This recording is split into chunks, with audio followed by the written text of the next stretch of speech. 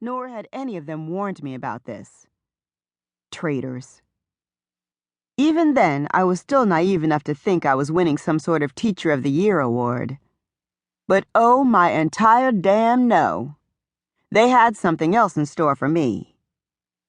I climbed the stairs and headed toward the middle of the stage. I tried to walk with some dignity in my run-down Reeboks and prayed that my butt wasn't jiggling too much. Again, these are things I wouldn't have had to worry about if I was in my usual armor of tailored classics made of structured fabrics with Spanx holding everything in underneath. As I arrived at the podium, bright light suddenly shone on me and a microphone was shoved in my face. Carissa Melody Wayne, your friends and family nominated you, and you've been chosen to appear on Losing to Win. I blinked rapidly against the glare and cluelessly asked, "What is losing to win?" The host shifted in his navy blue sport coat and looked astonished. "It's a competitive weight loss reality show. Have you never seen it?" "No, never," I snapped while trying to understand exactly what was going on. The host shook his head in dismay. "You've seriously never watched the show?" "Dude, don't be insulted.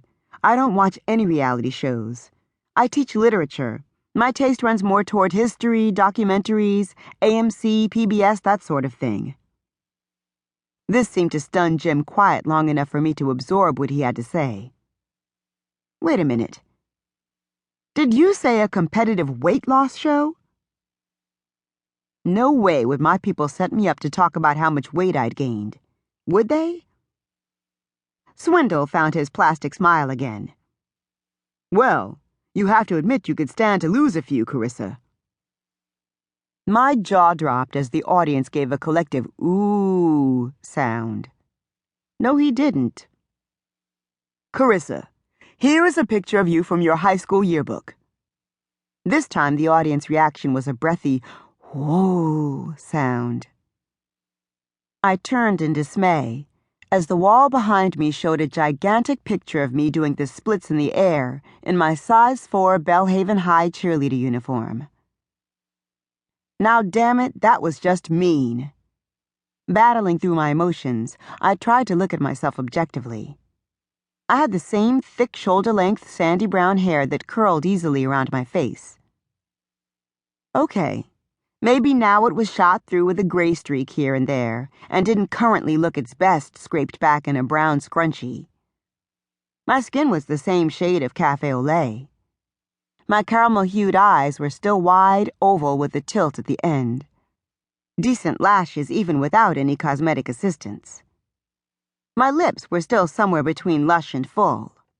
My jaw was still a curved oval, a little more fleshy but oval. My complexion was still clear and wrinkle-free. I was still 5'5" with long legs, generous cleavage, and a short waist. I'd still maintained my cute. My cute had developed a few more pronounced curves here and there.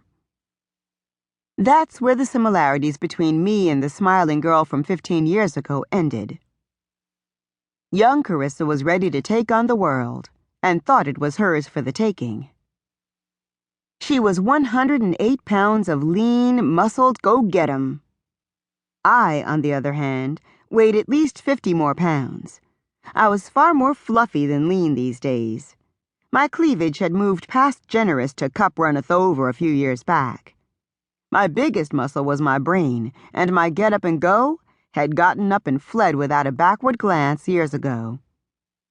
Life had kicked me in the ass, and I hadn't quite struggled back into fighting shape yet. I folded my arms and glared at Jim Swindle with his perfectly coiffed blonde hair, gleaming white teeth, and carrot-toned tan. "Yes, so I see." "Would you say you've put on some weight since then?" I glared harder. "Clearly," I bit out. "Some of your friends and family are caring and concerned enough that they thought you needed this push." "Is that what we're calling it? Caring and concerned?" "Okay, then." I sent a laser beam side-eye toward the front row, where said friends and family shifted uneasily. "Carissa, about how much did you weigh in that picture?"